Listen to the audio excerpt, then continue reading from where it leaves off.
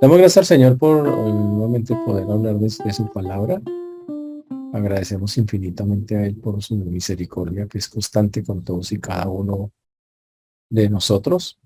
Y hoy vamos a estar analizando y trabajando específicamente en un texto muy especial del libro de Marcos. Por favor, vamos todos al libro de Marcos. Marcos capítulo 9, versículo 33. Marcos 9, 33 al 37. Estamos en un mundo que quiere, siempre juega a buscar grandeza, un mundo que siempre juega a buscar poder. Estamos ante una generación de personas que ven en los logros humanos y en la realización personal como que esa es la meta de la vida. Pero la verdad es que la Biblia no dice esas cosas. La meta de la vida es otra cosa muy, muy distinta. Y esta escena nos muestra una de las cosas que Dios quiere que pongamos nosotros adelante antes que cualquier otra cosa. Y por eso vamos a estar en el libro de Marcos, capítulo 9, versículo número 33. Marcos 9, 33. Vamos a orar. Señor Dios, te damos gracias porque tú eres bueno, Señor, y para siempre es tu misericordia. Te agradecemos, Señor, porque hasta aquí nos has traído y has sido bueno con nosotros. Pedimos que ores en cada vida, en cada corazón, como solo tú lo puedes hacer.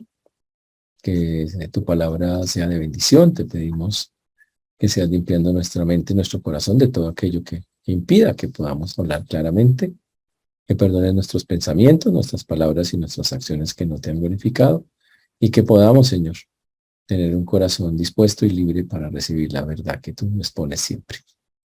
Señor, ten misericordia a todos los que nos escuchan, ten misericordia de tu siervo quien habla, pues lo pedimos en el nombre de Jesús. Amén. Y amén. Muy bien.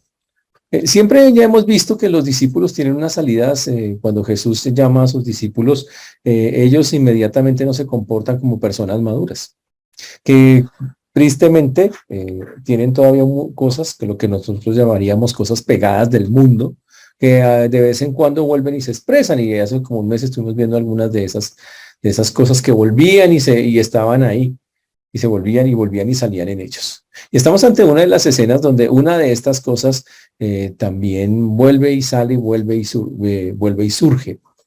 Y el Señor tiene siempre una respuesta espectacular para cuando los discípulos fallan, que es lo que estamos viendo o vamos a ver nosotros acá. Jesús para poder entender lo que pasó, hay que ir al versículo 31. Vamos a Marcos 9:31. Marcos 9:31. Marcos, vamos a comenzar por ahí, Marcos 9:31. Es el texto que vamos a utilizar, Marcos 9:31. Y dice el texto: porque enseñaba a sus discípulos y les decía, el Hijo del Hombre será entregado en manos de pecadores y le matarán, pero después de muerto resucitará al tercer día. Uy. Y Jesús entonces ya venía hablando de su muerte, y cada vez que hablaba de su muerte encontramos que desgraciadamente los discípulos a veces no tenían la mejor reacción. Y en este texto vemos algo interesante. Jesús empieza a hablar, mire, voy a ser entregado, me van a matar, pero tranquilo, yo voy a resucitar al tercer día. Pero el versículo 32 dice algo que pasaba en las mentes de ellos. Dice el texto, pero ellos no entendían esta palabra y tenían miedo de preguntarle. Dice, pero ellos no entendían esta palabra y tenían miedo de preguntarle. Wow, dice que no entendían esa palabra. Wow, dice, y que ni siquiera le querían preguntar a decirle al Señor, Señor, no estamos entendiendo. El Señor hablando de algo trascendental, ellos no lo comprendían y tenían como temor y se sentían como incómodos de tener que preguntarle al Señor eso. Jesús les estaba hablando de algo que iba a ocurrir inmediatamente, su muerte y su resurrección. Y aquí el texto dice, no lo entendieron, no, tal vez no quisieron entenderlo. Y obviamente todo eso pasaba porque siempre en la tradición de la teología, el Mesías iba a reinar. Y eso no concordaba con ellos en la cabeza de que cómo así que el Mesías se iba a morir. Mm. Y en ese caso lo que estaban haciendo era rechazarla, como Pedro en su momento también lo hizo cuando el Señor le habló de la muerte. Y como la lección no estaba aprendida, porque Pedro ya había hablado antes y había dicho, Señor, que no te ocurra tal cosa, ya lo había dicho, y no la aprendieron, el Señor va a volver a repetir la lección respecto a eso, por una parte, y en darles una nueva en ese sentido. El Señor dijo claramente en este texto que el Hijo del Hombre será entregado, o sea que se traduce, el Hijo del Hombre está a punto de ser entregado. Y obviamente quienes iban a ejecutar ese plan, pues los hombres iban a ser utilizados para tal efecto. La Biblia dice que es el cumplimiento de algo que Dios mismo había determinado, lo dice Hechos 2:23, a este por el determinado consejo y anticipado conocimiento de Dios, prendisteis y matasteis por manos de inicuos, crucificándoles. Y básicamente lo que está diciendo el Señor es que Él es soberano y había determinado eso. No es una cosa casual, es algo que Dios estableció que fuera de esa manera. Y el Señor se lo está comunicando a sus discípulos. Ya antes lo había comunicado a través de los profetas, pero ahora lo comunica a través de sus discípulos. Los profetas habían dicho cosas como, mas Jehová quiso quebrantarles sujetándolo a padecimiento, como en Isaías 53:10. Y ahora Jesús les cuenta, va a ocurrir las cosas, son inminentes. Vamos a ir a Jerusalén y todas estas cosas se van a desencadenar. Y eso es algo, wow, interesante. Sin embargo, el hombre, como podemos verlo, a pesar de que el Señor estaba diciendo algo tan trascendental, a ellos les costaba entender realmente lo que estaba pasando. Por eso el texto continúa diciendo la falta de entendimiento de ellos, resaltando esa falta de entendimiento que ellos tenían, diciendo, pero ellos no entendían esta palabra y tenían miedo de preguntarle. Como no cabía en la mente de ellos un Mesías con esas características o con esas condiciones, entonces no lograban comprender, alinear las cosas para decir, bueno, es que esto va a ser así. No podían humanamente entender eso, casarlo dentro de los eventos que ellos conocían que supuestamente tenían que pasar. Y obviamente en otras ocasiones los discípulos pidieron a Jesús que le explicaran cosas que no entendían. Pero acá es raro, dice que guardaron silencio porque tenían miedo. Miedo, temor. Wow. Los discípulos de Jesús también en algunas ocasiones tuvieron miedo. Tal vez tenían miedo de una respuesta tan fuerte como la que el Señor hizo con Pedro, cuando le dijo, apártate de mí, Satanás. Puede ser. Pero más que eso, había una interpretación de las profecías que no concordaba con lo que Dios dice y eso era lo que realmente estaba ahí moviendo estas cosas y no dando una respuesta como la que el Señor quería. Y cuando el Señor está diciendo algo tan trascendental y ellos se quedan callados, entonces llega esta escena. Versículo número 33 del Marcos 9:33. De Marcos 9:33 al 37. Y echado fuera el demonio, el mudo habló y la gente Pero un segundito que se me saltó acá. No, perdón, me salté, muchachos, discúlpenme. Discúlpenme un segundo. Les decía que había que mirar esa escena antes de entrar a la otra escena. Después de eso lo que vemos es lo de la verdadera grandeza. Que es que yo tengo acá el que dice, versículo 33, y llegó a Capernaum y cuando estuvo en casa les preguntó, ¿qué disputabais vosotros en el camino? ¿Qué disputabais vosotros en el camino? Una pregunta muy interesante de parte del Señor. El Señor, después de decirle estas cosas, les pregunta a ellos, oiga, ustedes que están allá hablando, ¿qué disputaban? ¿Qué era lo que estaban discutiendo? En el camino a través de Galilea, ellos iban hacia la ciudad de Capernaum. Y obviamente iban allí, pero recuerden que en Capernaum estaba la residencia, Pedro habitaba parte de la familia de Pedro. Esa va a ser la última visita del Señor. Y entonces en algún momento de la escena lo que ocurre, después de que está la pregunta de que ellos no entienden lo que el Señor les dice, en algún momento el Señor va adelante y el grupo va atrás. Y el grupo iba atrás, como muchos grupos, hablando, diciéndose cosas.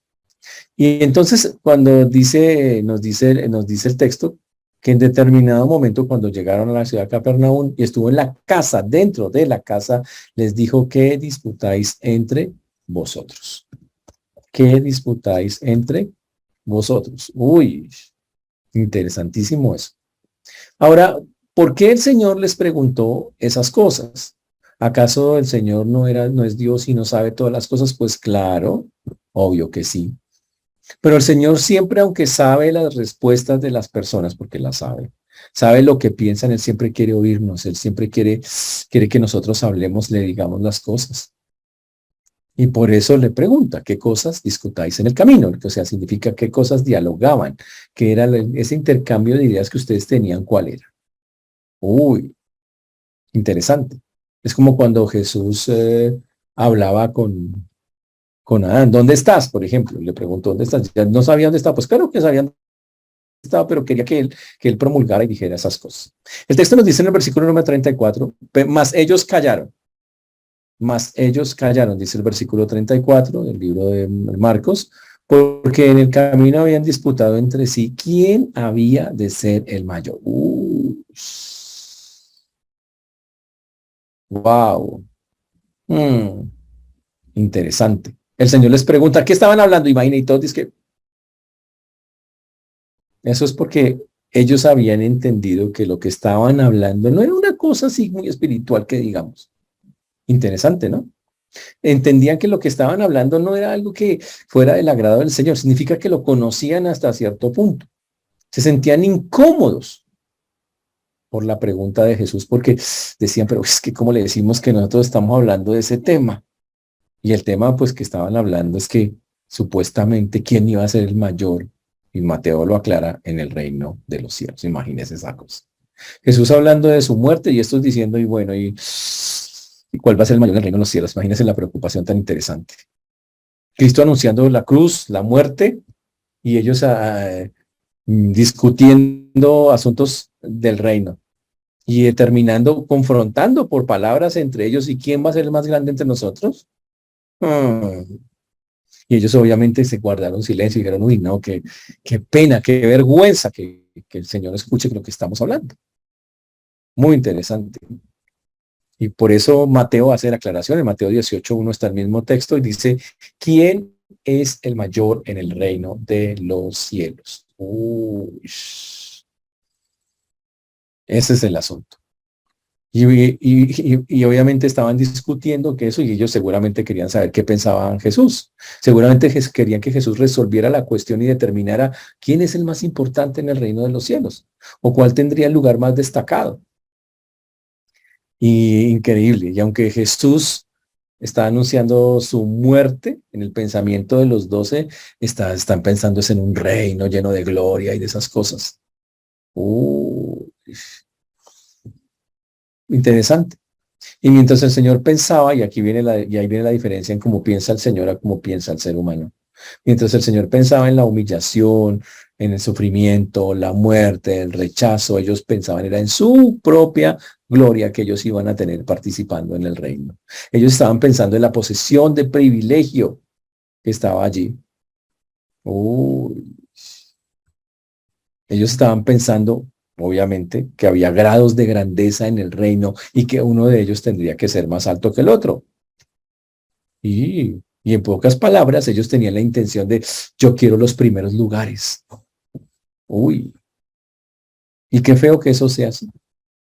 Y uno tiene que preguntarse por qué estamos siguiendo al Señor. Todavía escuchamos a muchos creyentes que creen que es la base de seguir al Señor, es hacer su realización personal. Es que tengo que realizarme en la vida. No, pues muy lindos, ustedes sigan así. Pero no está en la Biblia. La base del Señor, y está muy claro para el Señor, Él dice muchísimas cosas, pero no es que usted cumpla sus metas y sus sueños. No, es que uno haga la voluntad de Dios.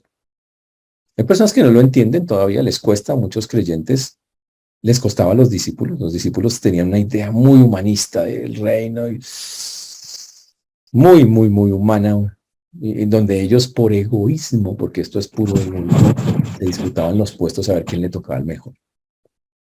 Buscaban la grandeza, buscaban el poder, buscaban esas cosas que para Dios dice, pobrecitos, no han entendido cómo es que funciona el asunto con Dios.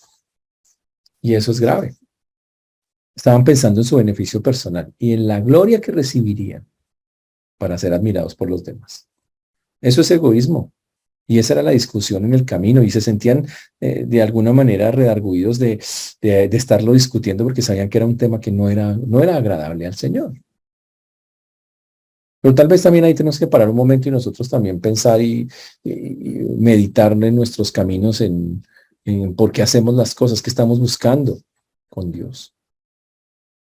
Hay gente que ha dicho de frente, es que yo me meto con Dios porque es que Dios para que me bendiga, me dé casa, carro y beca y si no se lo da, lo va a seguir. La única pregunta que yo le haría a usted, y si Dios no lo da, ¿qué va a hacer? Y si a Dios no le place, Dios dice no quiero, ¿qué van a hacer ustedes? Si el Señor de los cielos dice, pues sabe que no tengo la más mínima intención de darle nada, ¿qué va a hacer usted? ¿Lo va a forzar? Algunos juegan a eso. Pues sabe que como sea yo consigo las cosas. Y sé que Dios me va a bendecir. Siga así. Siga así. No hay ningún problema. Tendrá, como a los discípulos, el Señor que dar la lección respectiva. La vida con el Señor, señores, es una vida para hacer su perfecta voluntad. No para estar buscando posiciones opuestos. Y es un camino de abnegación, de renuncia, de entrega. A eso es eso que el Señor llama. Y cuando no está eso claro en el corazón, wow, terrible. Por eso Jesús le contestó, dice que él se sentó y llamó a los 12 y les dijo, si alguno quiere ser el primero, será el postrero de todos y el servidor de todos. Una frase fantástica. Entonces el Señor en ese momento, cuando ante la pregunta, ante lo que estaban discutiendo, que no le querían decir nada, pero ya sabía de qué era, entonces se sentó como los maestros enseñaban sentados en esa época, y se sentó para enseñar. Y empezó a convocar, y convocó al grupo ahí en la casa. Los se reunieron y empezó a hablar directamente. Él sabía que estaban discutiendo sobre la famosa grandeza, quién era el más grande. Y Jesús ahora les pone al frente, señores, lo que hay que tener es humildad y servicio, hermano. Dejen de estar pensando en esos conceptos humanos de los grandes, los poderosos. Y ojo con eso, ser grande no supone ocupar un lugar desde el que todos los demás sean inferiores.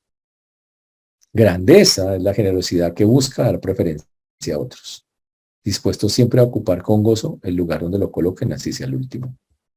Eso es grandeza. Grandeza no es buscar que lo sirvan, no es ser servido, es ser siervo de todos los demás. Y ese es un discípulo de Cristo. Por eso dice que quien desee ser el primero será el último. Es una disposición de no buscar esas vainas. Es una disposición de, yo quiero, y de forzarlas, porque el problema es eso. Hay gente que le gusta forzar esas cosas que yo quiero. Es que yo quiero ser notorio, quiero que me miren, quiero que, por favor. Jesús lo dijo claramente, con su ejemplo. Él dijo, el Hijo del Hombre no vino para ser servido, sino para servir y para dar su vida en rescate por muchos, que es nada menos y nada más que Marcos 10:45. Ese es algo súper claro para el Señor. Lo ha dicho muchas veces y en toda la Biblia va a encontrar en Mateo, Marcos, Lucas, incluso en el mismo Juan, esa clase de cosas, esa clase de frases que todo el tiempo están resaltando la condición o lo que el Señor quiere. Y cómo los postreros serán primeros y los primeros serán postreros, específicamente por la actitud de su corazón. En otras palabras, lo que el Señor está diciendo, si no hay una actitud de humildad y de ser un siervo del Señor, realmente no espere que es que Dios le va a bendecir esos esfuerzos humanos que usted hace. Dios dice, pues siga así por esa vaina, pero yo no voy a meter mi mano por allá. Por eso Jesús lo que está diciéndole acá es una exhortación a aquellos a ser siervos de todos, literalmente de todos. La palabra ahí que dice siervo es diácono, que simplemente eso es un servidor impresionante. Entonces la grandeza, si lo queremos ver así, una cosa que en la vida cristiana debe ser clara es la disposición, ojo, voluntaria, no obligatoria, para servir. Debe ser algo que usted busque, que usted añore. Yo quiero servir al Señor, me quiero meter con Él.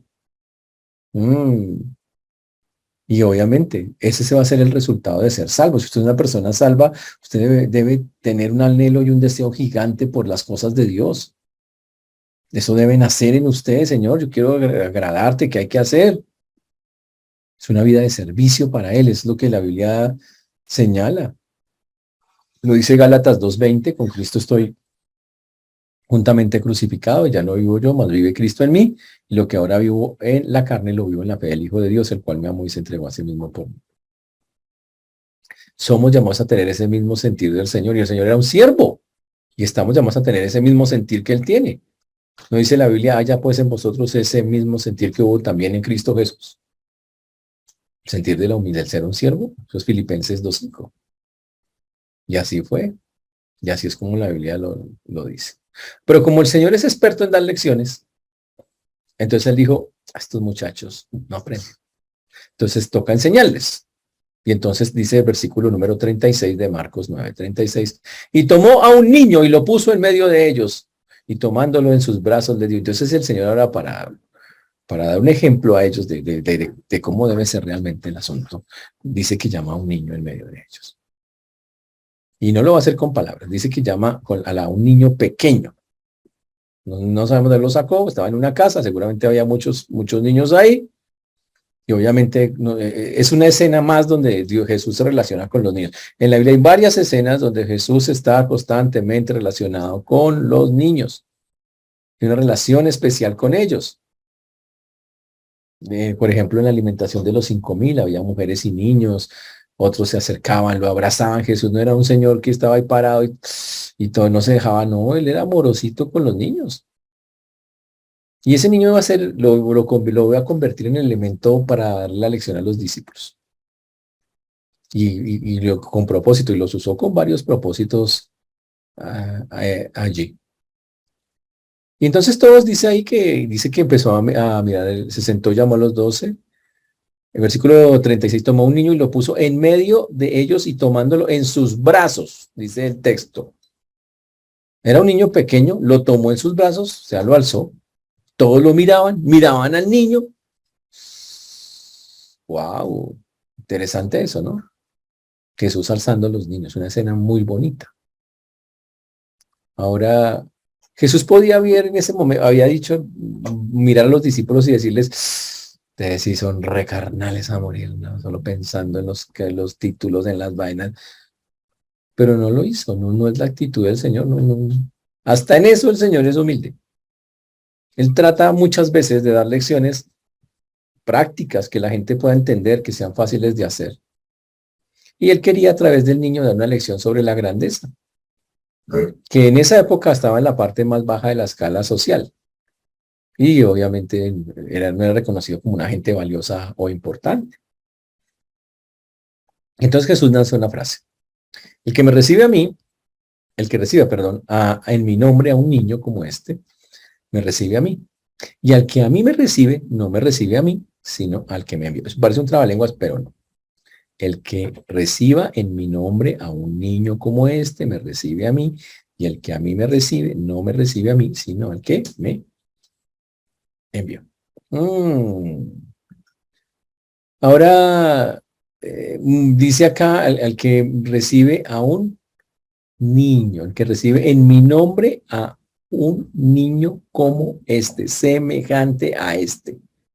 Uy, entonces habla al que recibe a un niño semejante a esto. Significa alguien que se presenta delante de nosotros, que va a tener como una condición de ser un niño en Cristo, por decirlo de esa manera. Lo que está diciendo ahí es que hay que recibirlos a esa clase de personas. Recuerden, ellos tienen en la cabeza, yo quiero los puestos, yo quiero los puestos. Y el Señor dice, no, ¿sabe qué? No es por ahí el asunto. Miren este niño que normalmente en esta sociedad es despreciado. ¿Sabe qué? Toca acoger, toca recibir a estos niños. Toca acogerlos, acercarlos. Uy, Toca recibirlos como se recibe a un niño. ¿Cómo se recibe a un niño? Pues venga, con humildad. ¿Qué hay que hacer para poder recibir bien a un niño? Ponerse al nivel del niño. Hay que bajarse, hay que humillarse. Le dice, usted lo que tienen que hacer es que bajarse. Tienen que aprender es a recibir a la gente así. Venga, así, venga. Les acaba de decir que lo más importante es servir a los otros. Oh. Y dice que lo que quiere hacerles entender eh, a los discípulos es, mire, así como a los niños los servimos de esta manera, con esa humildad, porque cuando de verdad se hace, usted se baja para estar a los niños, usted tiene que servir a todos los que son así, a todos los que son débiles en las congregaciones, en los lugares donde están, que necesitan un cuidado mayor, y esa sí es la verdadera grandeza, estarse metiendo con la gente que sí necesita, que necesita mayor cuidado que cualquier otro. A eso es lo que les está diciendo, ustedes pensando en los puestos. ¿Sabe qué es lo que pasa con eso? Que Jesús dice, usted quiere un puesto, pero desde un puesto arriba, ¿usted qué hace? Usted manda. Oiga, usted allá. Y él le dice, no, hombre, el favor, y se baja y desde la parte de abajo, como cuando se mete con usted como un niño, me sirva a la gente. Eso sí es eso sí lo hace a usted grande. Uy, wow. Y entonces da el ejemplo, el que sirva, el que reciba en mi nombre a un niño como este me recibe a mí. Dice, cuando usted trata bien a un niño, que sería el ejemplo, pero está hablando de a un débil, a cualquier persona que es débil, me está recibiendo a mí. Y está haciendo lo que yo acabo de decir, que ustedes tienen que ser servidores, diáconos. Y esta es la manera en que quiero que lo hagan. Y eso es lo que dice. Entonces pregúntese usted en este momento, ¿cuántas personas que podríamos llamar débiles o despreciadas o eso aparecen por nuestra vida de manera constante? ¿Cuándo fue la última vez que pasó eso? ¿Y cuál fue más bien su trato y su reacción ante eso? ¿Lo tratamos bien? Wow. Dice que lo hagamos. Y él dice, el que reciba en mi nombre a un niño como este, me recibe a mí. Y el que a mí me recibe, no me recibe a mí, sino al que me envió. Uy. Y si sabe qué, y si usted recibe a ese niño es como si me recibiera a mí. Y pero no solamente eso, es el asunto todavía más allá, sino que está recibiendo al que me envió, o sea, a Dios mismo. Uy. Entonces Jesús habla que así como se tratan a los niños, wow, cuando se encuentren como tratan a un niño por verlo débil, por verlo más pequeño, por verlo, traten hacia la gente, tratemos hacia las personas, porque es como dicen eso es humillarse y eso es una forma que agrada a Jesús y agrada a Dios. Uh, Por eso el que está atendiendo a un niño en el nombre del Señor, lo está haciendo no tanto al niño, sino al Señor mismo que lo ha establecido. Es como si lo hiciese al mismo Señor. Imagínese lo que dice el texto. Es como si usted lo estuviera haciendo al mismo Señor. El Señor dice, ¿quiere ser grande? Entonces bájese y atienda a la gente. Y es como si usted me atendiera a mí. O sea, identifíqueme en esas personas débiles, es lo que está diciendo el Señor. La próxima vez que vea una persona débil o una persona en esas condiciones, sírvala como si fuera a servir al Señor. ¿Qué es lo que dice la Biblia que está pasando en ese momento? Wow. Y se me está recibiendo al que me envió. Se está recibiendo a mi papá, o sea, a Dios mismo, mostrando la unión que ha habido todo el tiempo entre ellos dos, por esa obediencia. Y ahí está el contraste tan increíble, mientras ellos estaban todos discutiendo y todos estresados por quién va a ser el mayor en el reino, y más bien él dice, hágame el favor y se enfoca más bien hacia el amor y la atención de los más débiles, de los más pequeños, conviértanse en siervos por amor al Señor. Eso quiere decir que una persona que decide caminar en el reino de los cielos tiene un camino muy distinto a como el mundo hoy lo mira y lo ve. Y la Biblia habla en términos del siervo como algo muy grande, muy poderoso. En 1 Corintios 4:1 dice, así pueden, pues ténganos los hombres por servidores de Cristo y administradores de los misterios de Dios. ¡Wow! Eso es una cosa, el honor de un cristiano está en eso. Que un día lo miren y le diga, usted es un servidor de Cristo y se le nota, hermano. Y usted es un administrador de las cosas de Dios que la gente no entiende. Dice la Biblia, así pues tengan los hombres por servidores de Cristo y administradores de los misterios de Dios. 1 Corintios 4:1. Señores, la humildad no busca honores. Ese es el punto. Y Jesús lo cumplía perfectamente. Él es el Rey de Reyes, pero era un siervo humilde. Y por eso él mismo lo dijo, yo no he venido para ser servido, sino para servir. Nunca se mostró entre sus discípulos, usted no va a encontrar a Jesús diciendo, es que yo soy aquí el que mando, yo soy el más grande, aunque era el más grande. Wow. Y por eso descendió del cielo siendo tan grande, tan gigante para hacerse hombre entre nosotros. Y claro, y vienen varias cosas para nosotros. Los discípulos que lo están escuchando están pensando, ¿qué tan alto llegaré? Y Jesús les dice, más bien desciendan, bájense, humíllense. Ese no es el camino. Y wow, y eso es una contradicción total. Todos los reinos buscan que el que está arriba tiene la posición más honrosa y es el más reconocido. Y en cambio en el reino del Señor dice, no, la posición más honrosa es estar siempre humillado sirviendo a los demás. Esa es la posición el más grande entre todos. Dicho de una manera de contraste, que suena contradicción, pero no lo es. Humillarse para ser ensalzado es la forma que Dios ha establecido. Interesante, ¿no? Humillarse para ser ensalzado. Porque la humildad siempre antecede, dijo alguien, a la propia honra. Lo dice Proverbios 15:33. El temor de Jehová es la enseñanza de sabiduría y la honra precede a la humildad. La honra precede a la humildad. Proverbios 15:33. En cambio, la soberbia destruye la vida del creyente. Es la diferencia. Proverbios 29:23 dice, la soberbia del hombre le abate, pero al humilde de espíritu sustenta la honra. Ush, muy bonito ese versículo. La soberbia del hombre le abate, pero al humilde de espíritu sustenta la honra. Entonces, quien quiera llegar a subir, tiene que aprender a bajar. El que quiera ser grande, tiene que aprender a ser pequeño. El que quiera reinar, tiene que aprender a servir. Estas son las reglas del reino. Totalmente contrario al pensamiento del hombre. Y eso es algo que Jesús quería explicarle a sus discípulos, porque a pesar de que estaba pasando las cosas, de que el Señor ya les había dicho y les había reprendido por no tener en cuenta sus palabras y por estar preocupado por otras cosas, volvió y les dio otra vez la lección a través de lo que pasaba con él.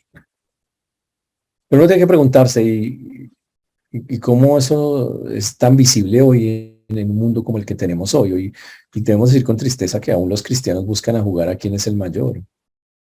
Lo hacen en todos los ámbitos, lo hacen en el ámbito del matrimonio, lo hacen en el ámbito del trabajo, es que quiero sobresalir, y lo hacen, podemos hacer en el ámbito de la iglesia. Y no está bien. No buscamos gloria y honra propia, no jugamos a eso, no consideramos, consentimos, no cabe en la cabeza, que nosotros juguemos específicamente a esas cosas. Ese es el punto.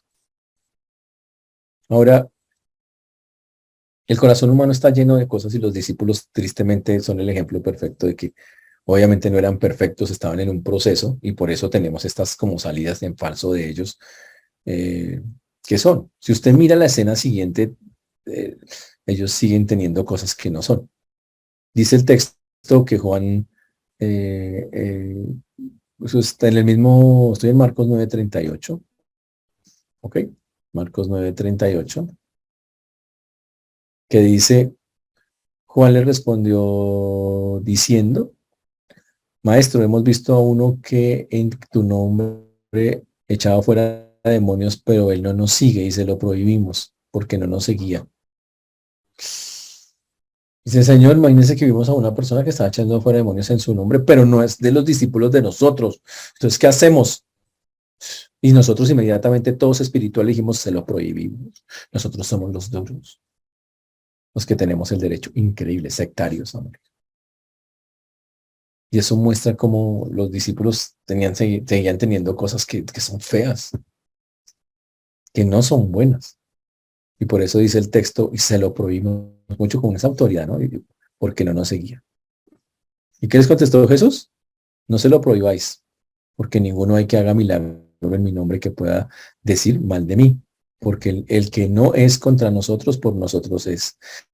Y cualquiera que os diere un vaso de agua en mi nombre, porque sois de Cristo, de cierto os digo que no perderá su recompensa. Uy.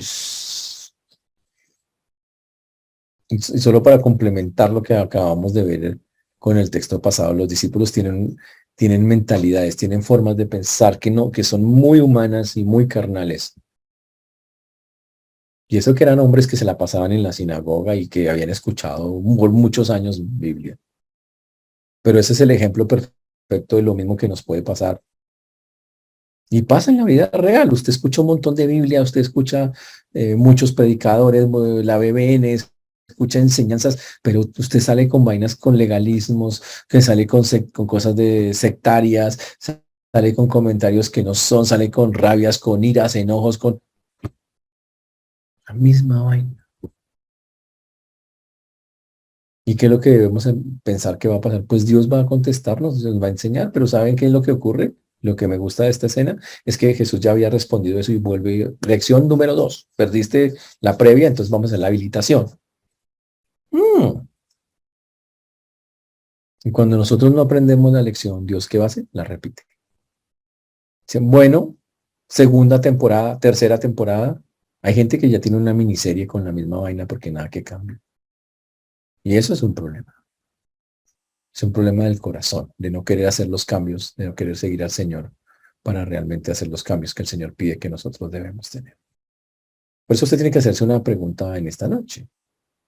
Mm, ¿Cuáles son aquellas cosas que Dios ya le ha dicho varias veces y usted no toma la decisión de hacer el cambio? ¿Cuáles son? Seguro hay cosas que Dios le ha dicho una y otra vez, como ellos. Aquí usted ya era como, ya les había hablado de eso y no lo hace. ¿Cuáles son aquellas cosas todavía muy humanas que todavía tienen un trono en su corazón y no cumplen con las reglas de un ciudadano del reino? ¿Cuáles? Pregúnteselas. Eso lo sabe más usted que cualquier otro. Yo quiero preguntarle, ¿cuál es el camino que usted está recorriendo con el Señor?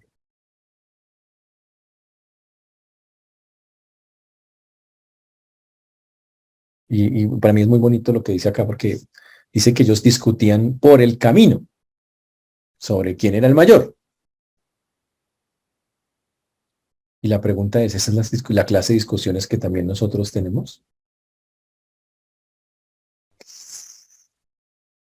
Y yo le pregunto, ¿cuál es la cosa que más le importa a Dios? Y para ellos eso fue el enfoque, ¿no? Para mí lo más importante es que yo ocupe un lugar en el reino de los cielos, un lugar importante, reconocido. Y para usted, ¿cuál es la cosa más importante? Recuerde que ya por Biblia lo vimos en Lucas el domingo pasado, ya estamos en el reino. Usted ya está, usted es un ciudadano. Pero yo quiero preguntarle para usted qué es lo más importante en el reino de los cielos. Mm, El texto, para terminar esta parte, es el texto siguiente que lo nombré, es que un hombre está echando fuera un demonio, pero no es seguidor oficial, o no es seguidor oficial de Jesús. Y lo que ocurrió fue que este hombre, un exorcista, por decirlo así, dijo, en el nombre de Jesús, te pido algún espíritu inmundo que saliera, y salía. Y ellos dijeron, y en lugar de ellos decir, oigan, el nombre de Jesús funcionó, ellos dijeron, uy, no, realmente él no tiene membresía con nosotros. No le hemos dado tarjeta de apóstoles, no le hemos dado esa tarjeta de los apóstoles de Cristo, por lo tanto esa persona está. Y cuidado, porque es algo que se puede repetir con mucha facilidad. Ellos trataron de refrenar, impedir, prohibir, poner un obstáculo. Interesante. Y lo que estaban diciendo es, él no pertenece a nuestro grupo, no es de los nuestros. No quería, la persona no quería integrarse a ese grupo. No era un discípulo reconocido. Wow. Pero volvemos al punto del niño. Jesús les acaba de mostrar la lección del niño en medio de ellos, que había que acoger a otros, a los débiles, a cualquier persona había que acogerla con amor, no excluirla. Y ellos, como el tipo no quería, y una vez empezaron, ¿cierto que este tipo había que reprenderlo? ¿Cierto que este tipo había que hacerlo de esa manera? O y a veces se puede ver en lo que, en la forma en que las personas se expresan aún dentro de la iglesia. ¿Sabe cómo lo podemos ver también nosotros cuando hablamos de otros grupos y de otras cosas? Uy, los ladrones esos de esa iglesia. No podemos jugar a esas cosas, señores. Ojo con eso. La respuesta de Jesús nuevamente dice, pero Jesús dijo, no se lo prohibáis porque ninguno hay que haga milagro en mi nombre que luego pueda decir mal de mí, dando una enseñanza que si alguien realmente está usando su nombre y Dios lo respalda, no puede hablar mal de Jesús después. Porque puede haber algunos falsos por ahí que digan, pues voy a en el nombre de Jesús, que hay muchos hoy que que trazan eso y el demonio les burla. Pero la frase de Jesús es muy interesante porque el que no es contra nosotros, por nosotros, es. Y básicamente, ¿sabe qué está diciendo el Señor? La otra lección que le dan sus discípulos, no sean intolerantes con la gente. No sean intolerantes con las personas que piensan diferente, que hacen las cosas distinto.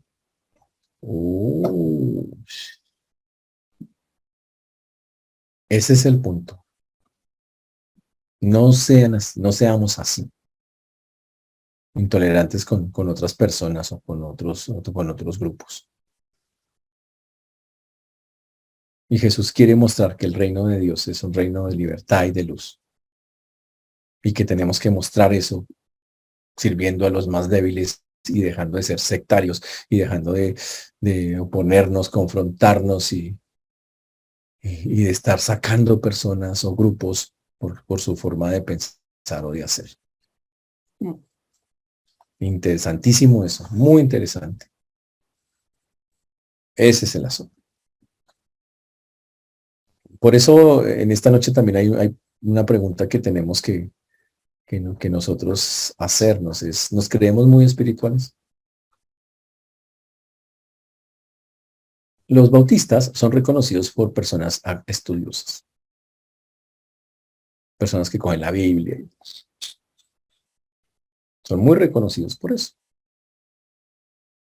Pero siempre hay una queja contra ellos. Dicen, pero es que bueno, mi queja, la que yo tuve en los primeros años de bautista contra ellos fue lástima que les falta el espíritu. O sea, eso es lo que yo pensaba por no saber Biblia, pensé que les faltaba el espíritu a los bautistas. Pero eso no es el asunto. Tal vez lo que falta realmente es entender que otras personas están teniendo en este momento convicciones distintas y diferentes. Son débiles, tienen una doctrina que no es, tienen unos comportamientos que no son. ¿Y qué nos llama? ¿Qué está diciendo el Señor en el texto? Hágame el favor, hermano. Así como yo cojo un niño y venga, hermano, acójalos. ¿Quién es el que va a convencerlos? ¿Quién es el que va a sacarlos de esa condición? ¿Usted? No, el Señor. Pero el llamado del Señor es sírvalos con amor. No hay nada más que hacerse en eso. Sírvalos con amor. Y en este momento usted puede, ya que los veo que todos están escribiendo, entonces siempre que toman ustedes los miércoles, yo los veo a todos con su texto ahí, tomando nota de las notas, de lo que va uno hablando. Ustedes podrían hacer una lista de los débiles que contiene a su alrededor, o los que usted considera débiles.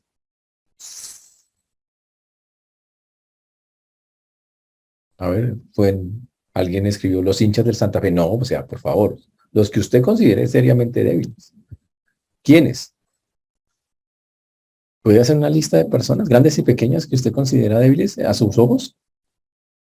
Que usted dice, uy, la verdad es que uy, no lo tolero, no tolero esas personas, no tolero eso como piensan, no tolero como... ¿Tiene una lista de esos? Anote las personas. Algunos de ustedes muchas veces no se nota ese resentimiento así con... Pero es que pastor, lo que pasa es que si usted lo conociera así, pero yo conozco a Jesús, Jesús dice que usted lo acepte como un niño. Imagínese eso. Dice que lo trate como un niño, porque si lo trata bien, como si tratara a un niño, es como si lo tratara a Jesús mismo y es como si tratara a Dios mismo, como si estuviera recibiendo al Señor mismo. Imagínense eso. Y eso es algo que, vuelvo y repito, tiene que cambiar en nosotros. Y sabe que para Jesús era tan importante que lo enfatizó en en los versículos que terminan ese pedazo. Digo, cualquiera que os diere un vaso de agua en mi nombre, cualquiera que os diere un vaso de agua en mi nombre, porque soy de Cristo, de cierto os digo que no perderá su recompensa. Mm. Y quiero decir cómo funciona eso. Mire, si alguien está obrando en alguna manera por Cristo, en alguna forma, la que sea, y que tal vez no nos guste mucho a nosotros, no nos parezca como lo más, eh, eso es una prueba que ese corazón está orientado hacia Cristo y quiere favorecer a los demás. Sin alguna cosa de eso, el Señor básicamente es lo que está diciendo con lo del vaso del agua. Cualquiera que os diere un vaso de agua en mi nombre, porque soy de Cristo, digo que no perderá su recompensa. Dios le va a recompensar por lo que esté haciendo. Por eso, en lugar de estar juzgando a la gente que hace tal vez no lo mismo como lo hacemos nosotros, o no en la forma como nosotros lo hacemos, la Biblia dice, chévere, alégrese de que están sirviendo, de que están haciendo cosas, porque hasta esa persona tendrá su recompensa. Uy, interesante, ¿no? Ah, en pocas palabras, el Señor considera la obra de misericordia como algo dado a Él mismo. Y cuando venga lo voy a decir en términos más claros para que usted me entienda con ejemplos más claros. Cuando venga alguien de, por ejemplo, una doctrina que no es la correcta, sírvalo con amor. Bríndeselo como, mejor dicho, diga el Señor, es como si usted me sirviera a mí, porque esa es la manera en que el Señor quiere que nosotros estemos trabajando. Eso no habrá recompensa en esas cosas. Obviamente Dios es el que la da a su manera y en su tiempo, a su forma. Wow, es un compromiso que tenemos. Identifiquémonos como creyentes, mostremos al mundo que somos realmente creyentes. Por eso el Señor lo dice claramente, es un llamado al servicio, sin esperar nada a cambio, pero un servicio no a los que los caen bien, a todos, y especialmente a los débiles, a los que son como un niño.